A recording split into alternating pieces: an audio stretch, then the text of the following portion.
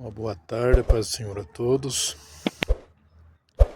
Passagem que vamos meditar rapidamente, uma parte dela,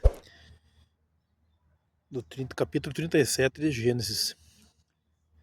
A epígrafe diz que José é vendido por seus irmãos, mas vamos meditar até o versículo que eles o invejavam. E no outro vídeo vamos continuar no mesmo 37, uma segunda parte. E Jacó habitou na terra das peregrinações de seu pai, na terra de Canaã. Estas são as gerações de Jacó.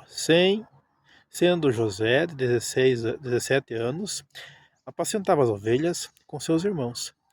E estava esse mancebo com os filhos de Bila e com os filhos de Zipa, mulheres de seu pai, e José trazia a má fama deles ao seu pai.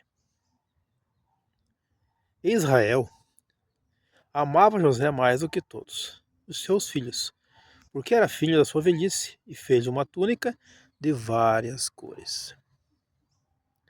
Vendo, pois, seus irmãos que seu pai o amava mais do que a todos os seus irmãos, aborreciam-ne e não podiam falar com ele pacificamente. Sonhou José também um sonho que contou aos seus irmãos, por isso o aborreciam ainda mais. E disse-lhes: ouve, peço-vos, esse sonho que tenho sonhado. Percebem que até aqui nada de bom, né, para José, né? O sonhador. Vejam que quando ele sonhava, Deus mostrando para ele o seu futuro, e contava para os seus irmãos, haviam consequências. E no versículo 7 ele diz, e eis que estávamos atando os molhos no meio do campo, e eis que o meu molho se levantava e também ficava em pé, e eis que os vossos molhos o rodeavam, inclinavam-se ao meu molho. Então lhe disseram seus irmãos: tu, pois deveras reinarás sobre nós, né? Tu deveras terás domínio sobre nós? Porque por isso tanto mais o aborreciam por seus sonhos e por suas palavras. E sonhou ainda outro sonho. E o contou aos seus irmãos e disse: eis que ainda sonhei um sonho, eis que o sol e a lua e 11 estrelas se inclinavam a mim. E contando ao seu pai e a seus irmãos, repreendeu o seu pai e disse-lhes: que sonho é esse que sonhastes? Porventura viremos eu, tua mãe, teus irmãos, a inclinarmos perante ti em terra? Seus irmãos, pois o invejavam, seu pai, porém, guardava esse negócio no seu coração. Até o versículo 11, vamos meditar um outro dia, né? O capítulo 37, uma segunda parte, há alguns detalhes ali. O que me chama a atenção aqui, amados, é os sonhos que José teve. Quantos sonhos você não tem, né? Quantos sonhos que você tem e parecidos com outros de José, que em sonho Deus te mostra, te revela que as pessoas ao seu redor, né, haverá um dia em que elas precisarão, ou seja, acabarão por em determinado ponto se inclinar com o rosto em terra em sinal de humilhação, né? Quem sabe pedindo algo, quem sabe se humilhando mesmo, procurando um perdão. Então veja que José, quando sonha e conta aos seus irmãos, sendo ele o preferido de seu pai com uma túnica de várias cores, né, isso levantou mais a ira de seus irmãos. Ele nem se tocava, por assim dizer, né, ele nem percebia que a ira de seus irmãos, à medida em que ele ia contando os seus sonhos, a ira se levantava mais no versículo que foi lido no final.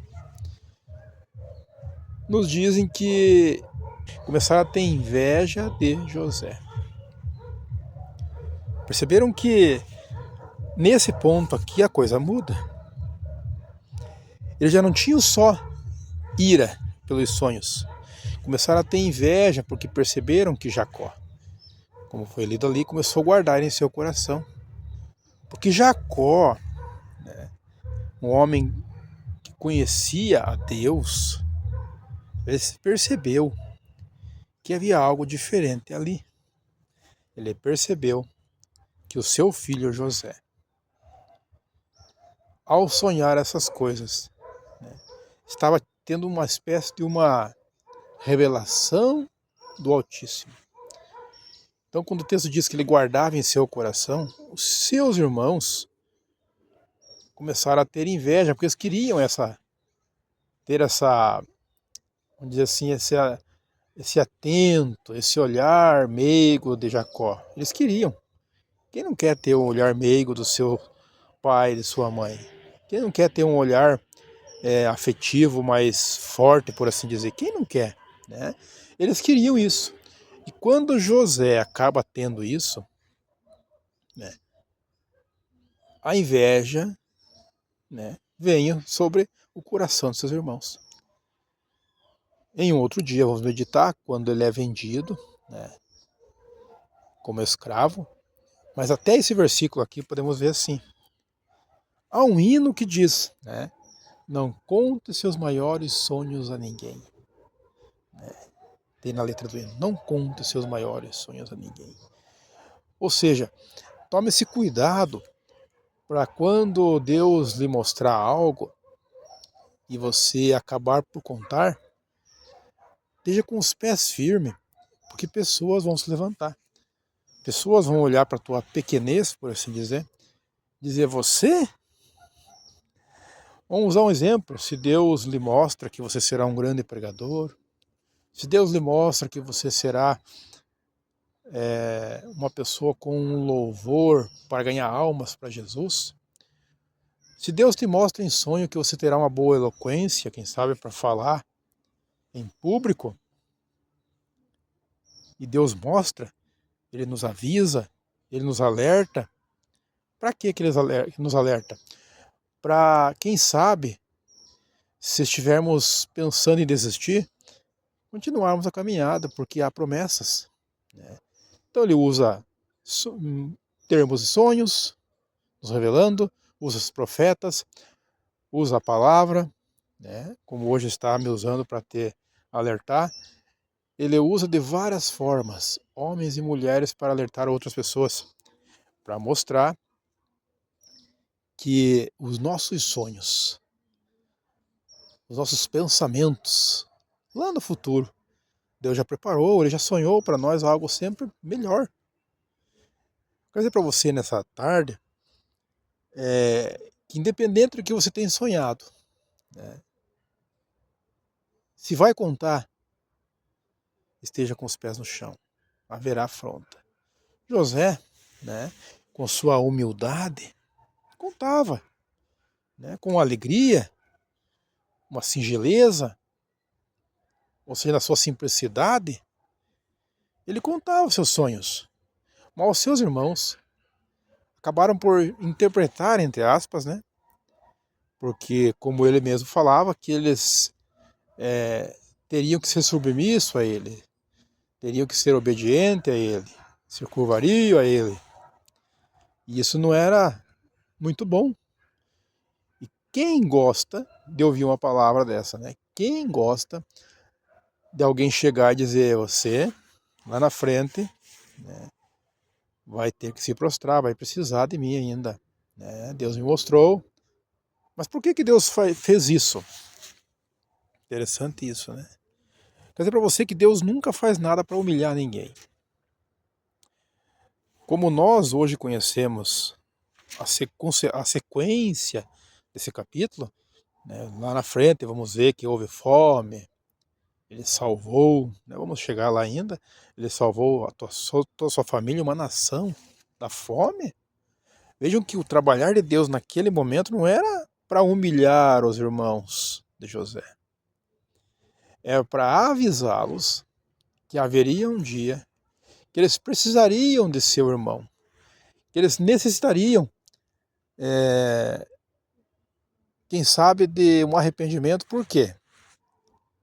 Vejam que já não conversavam pacificamente com ele, como foi ele dali, que tinham raiva dele. E Deus, vendo isso, continuou mostrando sonhos para José. Porque perceba, irmãos, que quanto mais você é afrontado, quanto mais você parece não ter nenhum valor, para as pessoas, para Deus você tem um grande valor. E ele valorizou José, né? O exaltou lá na frente como um governador. Houve uma caminhada até lá. José não sabia disso. Nós sabemos. Então você não sabe o que vai acontecer lá na frente com você. Mas eu quero te dizer agora em nome de Jesus. Em nome de Jesus. Deus tem preparado algo superior e muito melhor do que o teu presente. Creia em nome de Jesus. Enxuga essa lágrima, né? Essa tristeza, e saiba e creia que Deus já está. Por que não dizer que já fez através do seu Filho amado e preparou muitas e muitas coisas boas para nós. Se não usufruirmos aqui na terra, a garantia, tendo Jesus como Salvador, será lá no céu. Amém? Que Deus possa abençoar a tua vida, o teu lar agora, em o nome de Jesus. Pai querido, Pai amado, obrigado por uma vez mais nos usar na tua palavra, no teu evangelho, na simplicidade da tua palavra, Senhor. Falando de um certo homem chamado José, ao qual o Senhor mostrou-lhe sonhos, um futuro que viria, ao qual ele simplesmente na humildade conta. Mas houve contenda, houve ira, houve inveja. Senhor, essa pessoa que está me ouvindo, que através dessa oração ela venha, Senhor, a perceber que as afrontas presentes não são nada, porque Deus é o nosso escudo, o Senhor é o nosso broquel, ó Senhor. E com certeza está preparando o governador desse momento lá no futuro, simbolizando aquele que terá a sabedoria do Senhor, a autoridade do Senhor, para que muitos venham a ser alcançados. Abençoa essa vida, esse lar, essa pessoa que está sofrendo, quem sabe, esse dano, que está sofrendo, quem sabe, essa afronta. Mas eu sei que há um futuro para todos nós, e é de vitória. Em nome do Pai, do Filho e do Espírito Santo de Deus. Amém. E amém, Jesus.